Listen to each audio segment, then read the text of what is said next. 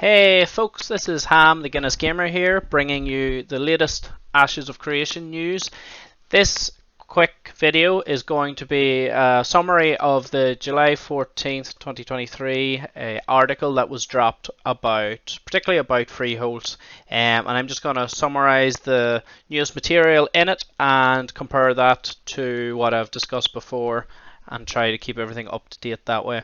Just before I get straight into it, I'd just like to ask if you could, if you like this video, if you could give me a like or subscribe below, and if you have any comments to make, you know what to do. But other than that, let's get into it.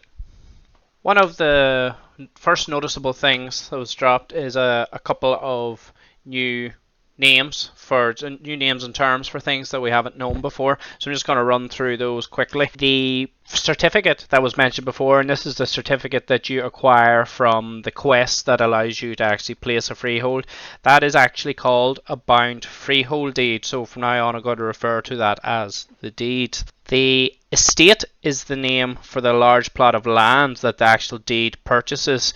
This, if you remember, this is the estate that's many acres, and it's the estate then that you actually place your freehold onto, but it's a decent bit bigger than the size of your freehold, so that's now called an estate, so I'll refer to it as that from now on. Going back to the deeds there, these deeds are actually limited based on the node's level as well. I'm not sure that has been revealed before, but that's in the article. And so that's a noticeable way, I suppose, to limit the amount of freeholds. So you'll have all of these, I'll get into what's on the screen here in a minute, but all of the estates that are ultimately available for a max tier node, but they won't all be available until you reach that max tier.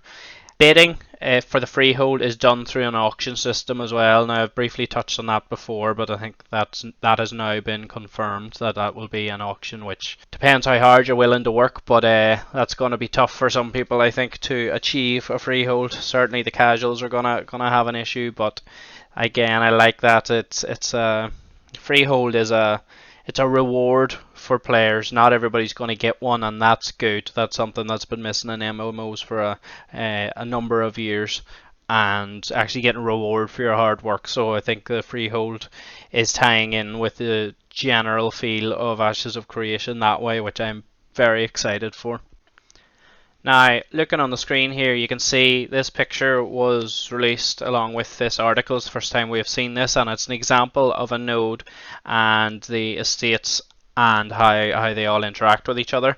Now, first thing that hasn't been mentioned before here, you might notice, is the barony. So that's a new term as well from this article. The barony is made up of multiple estates, and you can see there on the screen. Each barony appears to be made up of 5 or 6 estates, but I'm sure there will be more variation there in the actual final version of the game. Now, there's also guild halls in each barony, and we know very, very little about guild halls, but essentially what they are is they're similar to freeholds, and they're only for guilds, and that's basically all we know about them right now. But I can imagine it being a huge draw for guild members to maybe try and get a guild hall, and then also try and get the number of the estates around that guild hall. I imagine that'll be something that people will be looking to do. And then if anybody wants to visit your guild, or they'll know, for example, here on the screen, they'll know you're all in the Three Rivers, and having your buddies right next door on your and if there are estates next door to yours, does no harm from a PvP point of view, does it? You can send out the alarm if anybody's coming to gank you, and your buddies will show up pretty quick. But I like that. So as I say, baronies are new, and they're made up of the estates and a guild hall.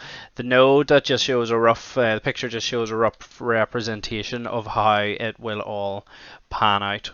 One thing I do notice on this is that some of the estates actually have rivers in them, and water in them, and that I wonder, I'm just hypothesizing here, but I wonder if that will be a necessity to perhaps there be some kind of buildings profession buildings or workshop buildings that will be water related, maybe a fishing post or something like that, or if it's just purely going to be cosmetic, or I'm sure you're going to be able to fish in it, but I would like there to be some kind of way for your freehold to actually interact with the water, and if that's the case, then you can imagine if freeholds are already limited enough, but if they're going to be limited again by, if you want a freehold with water, then that's going to be even more difficult to come by. So that's an interesting concept that I can't wait to see if it's fleshed out or not. The next new piece of information that I noticed from the article is that when your node is sieged successfully and your freehold resides in it, as we know, our freehold can then be attacked and is open to PvP and pillaging.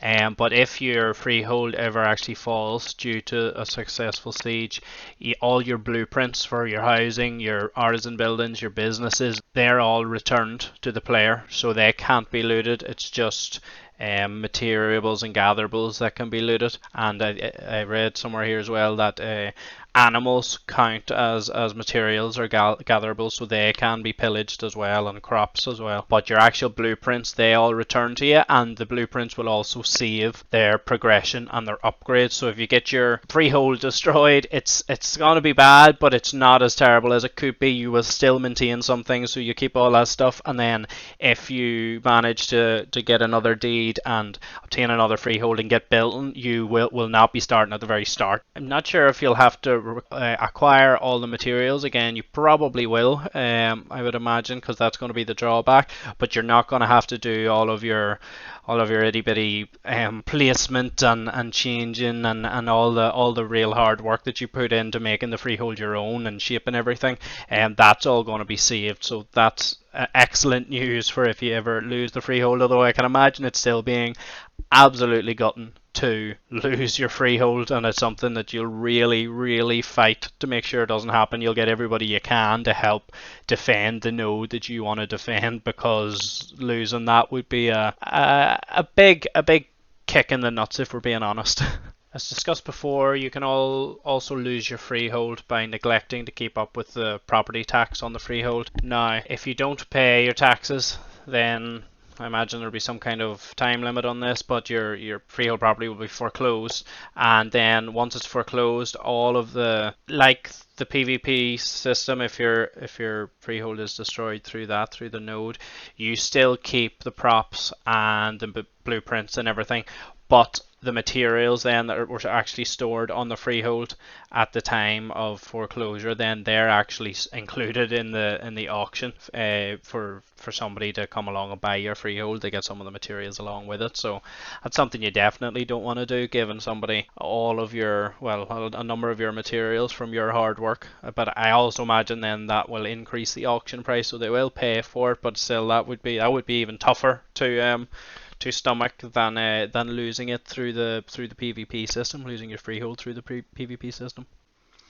The last thing then that I thought was new that was dropped in this article was about the freehold cosmetics that people have purchased, and Ashes of Creation are going to have a way to allow people to exchange those cosmetic skins that were purchased prior to launch for a currency called Embers, and this Embers will be able to be used for purchasing other cosmetic items. I presume the Embers will only be used for cosmetic items, but that means that's something that you've pre-purchased and you realize isn't going to work now the way that you thought that it would. You can then exchange it for something else that you will get better use out of or more use out of.